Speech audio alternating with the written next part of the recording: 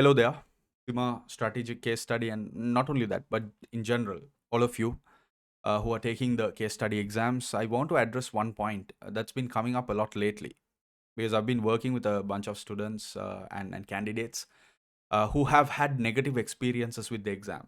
So that is just an area that in the mainstream of this conversation around CIMA exams that a lot of people try to avoid.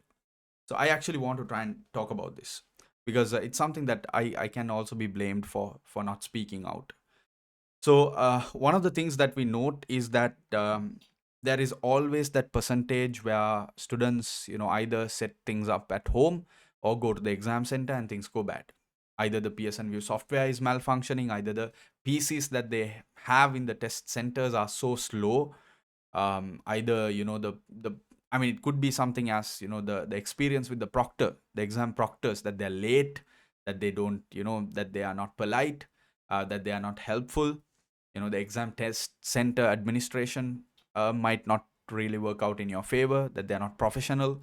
Somehow something or the other happens, and then the whole setup and you want the exam to go in a certain way, right? You booked your exam for a certain slot, 3 to 6 or whatever, and then you go with that expectation, but things don't go according to expectation, and you're waiting, it's 3:15 and you're still unable to start your exam. Now what happens is that your mindset, it starts crumbling. So is this really the optimal way for you to face the exam? Not really. And then they say, look, you do your best, you start or whatever. They come up with all these excuses.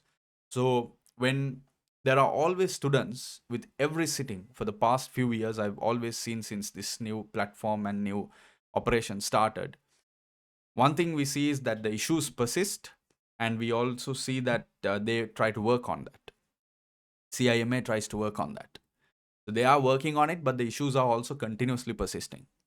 And then comes then came the option that a lot of students are able to undertake, this special consideration option. Now the issue is that it is not a completely fair model that they use, because there are students who don't have, sometimes who don't have legitimate reasons for a special consideration, but they do get one. But then there are others who do have legitimate reasons, but they don't have the right contacts, they don't have the right inlets to talk to converse to, and then they get ignored. So they can't really do anything. So so this is just a layout of how things can go wrong throughout this entire process of you walking into the exam or setting things up for the exam and then things not playing out. Now, I just want to talk to you, especially addressing those of you who have been through negative experiences and you feel so frustrated and you feel so horrible because you might actually have worked hard, and you might actually have, like, really tried hard and prepped hard, and then you go into the exam with a certain expectation and you just couldn't crack it because of these uncontrollable things that you didn't have anything to do. And you put all your time and you put your effort and you prepped hard, you paid the tuition, you paid the subscription, you paid the exam fees, and you paid what we don't know, all of these things. And you paid CIMA, you paid the extra tuition, whatever, all of these things you put in, and then this happens. So what I can tell you is that if you are someone who's gone through that, the first thing I want to tell you is that you're not alone. And I mean, whether this video is coming out at the right time, or even if it's for a future session, I hope it helps. But the idea is that you're not alone. So that is the first thing that you have to remember. If you feel like you're alone and you don't have anyone to talk to, I hope this video helps, because as a person who is involved with a lot of candidates and who is training and coaching and mentoring a lot of candidates, this is not an isolated case. Now the second thing is that then you don't panic, right? You don't react poorly. I mean, what happened to you is a poor experience, but you don't react to it poorly. You become better. You react in a better way. Your response is better. And one of the first things is not to panic, not to get your emotions, or not to let your emotions drive your experience and your behavior. You remain calm. You have a cool demeanor. And with that, of course, it gives you the ability. So you try to do, during that exam experience, you try to do the best you can with what you get, and then you step out. And if it's something that you really, because they are pretty straightforward, if you really couldn't do it, then of course you get a different date. But then, if it was a half-baked experience and all that, there could be a gray area where you don't know what the answer is going to be, whether you'll get a chance or not. Now, in that situation, of course, you do everything possible. You go through the special consideration option in the website. Uh, you post your request. In addition to that, you locate your regional CIMA office. You reach out to them. You get their advice, and it can be tough. Can be tough to reach them. I mean, it's crazy.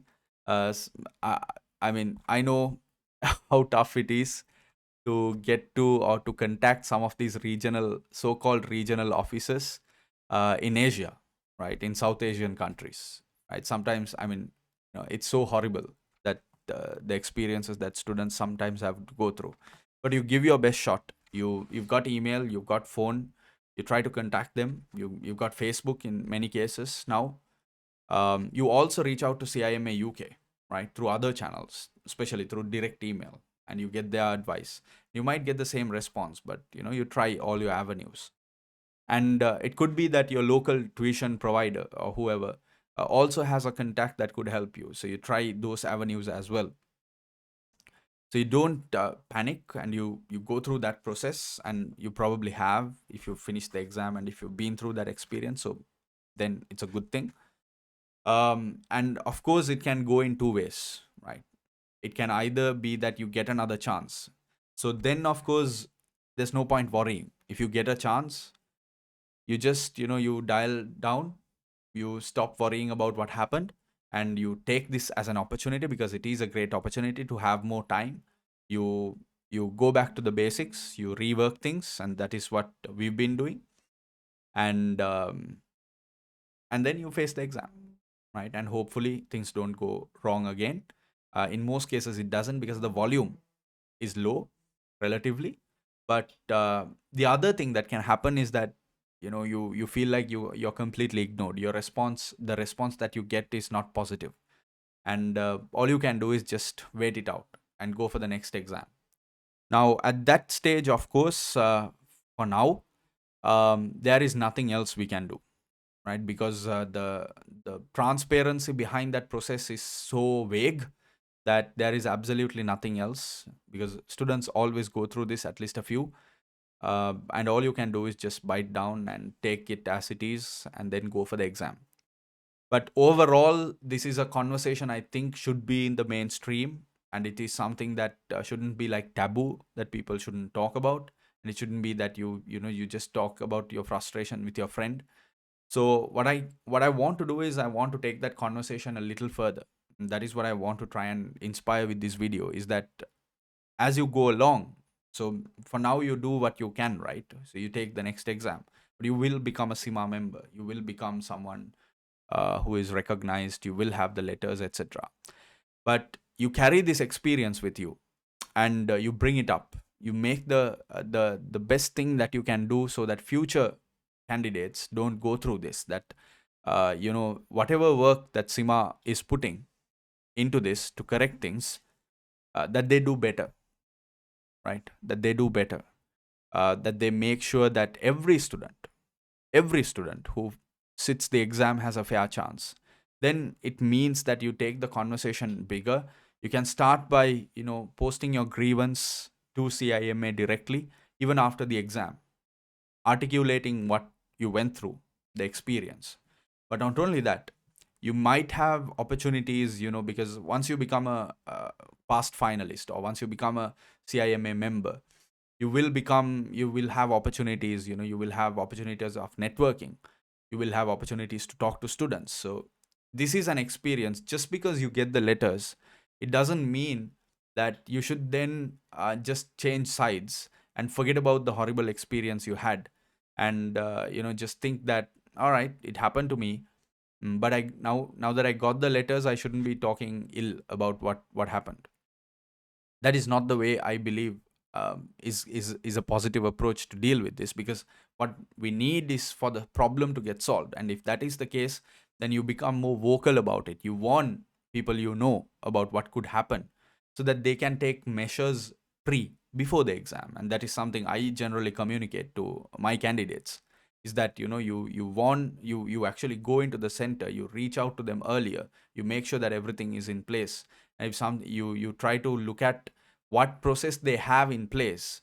if s- Before you do the exam, you ask them what is the process that you have in place to make sure that if something goes wrong, I will be taken care of, and you get that assurance. So that sort of thing has helped a lot. So you make the conversation mainstream, and you might actually down the line get into a place of power. Right now, I'm really not interested in power or powerful people. Anyway, that right. That was just a dialogue, so ignore that. You know the famous dialogue from the movie KGF. Powerful people come from powerful places. Forget about that. What I mean here is that you will probably get a chance to sit in the student development committee, member development committee, in some way or form, to be networking and directly associating with CIMA. You might actually, who knows, sit in the board. And that day, right, that day, when you are actually in a position to be able to influence, you don't forget what you went through, right? So you keep trying and pushing the organization to become better, right? And that way you will even elevate down the line. Even CIMA and their standards will only get elevated. I mean, there's no limit, right? The sky has no limits, so they can always get better. But for me, it's purely the fact that a lot of students are going through this horrible experience, and I don't think that anyone should. And I really hope that this video kind of is helpful to you at any point if you're taking the case study exams and you've been through a horrible experience. But end of the day, what you should remember is that no matter what happens, um, you maintain your behavior, you maintain your character in excellent form, no matter what happens, right? You navigate all of the problems, your communications, your conversations with people, you navigate all of that with good character. That is the most important thing, because that can carry a lot of weight to a later point, right? That people will remember how you dealt with the issue when you had to go through it. And that is important, I think. So that is what I wanted to communicate. I really wish you the best of luck. I'll see you soon, maybe in another video. Happy learning and greetings of peace.